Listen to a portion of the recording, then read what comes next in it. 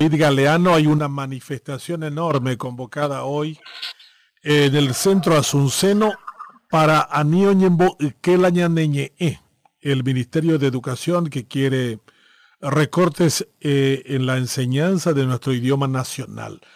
El mentor de esta manifestación, de este movimiento, es alguien que ha hecho mucho en la tarea de la difusión de la lengua y está en contacto con nosotros. Profesor David Galeano, buenos días. ¿Qué significa esta convocatoria?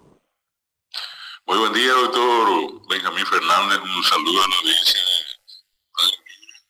Y bueno, esta convocatoria para las 10 de la mañana en la Plaza de la Democracia, por propósito de reivindicar, en este caso, a nuestra lengua guaraní ante estos últimos tristes acontecimientos en el ámbito del Ministerio de Educación, donde eliminaron el profesorado de lengua guaraní.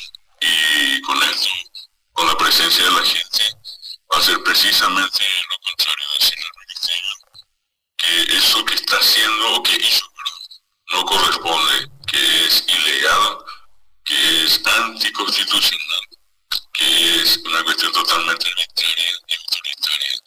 Y la gente se manifestó, municipalidades, asociaciones, intelectuales, artistas, todos se han manifestado en ese tiempo, y hemos tenido que llegar a una circunstancia como esta, de manera totalmente impensable. Nosotros estamos en Paraguay, 80% 40% con una verdadera vergüenza tener que salir a hacer un reclamo en favor de algo que no identifica, de algo que es nuestro, de algo que es paraguayo.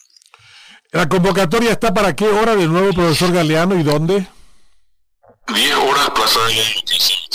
Ahí está hecha la convocatoria, vamos a estar acompañando esto, estamos de acuerdo con usted y con todos aquellos que han venido manifestando su repudio a la medida del Ministerio de Educación y el apoyo a ustedes. Así que éxitos en esta convocatoria y ojalá todos los interesados en salvaguardar a nuestra lengua estén hoy 10 de la mañana, Plaza de la Democracia, allí en el centro de Asunción. Gracias por su tiempo, profesor Galeano.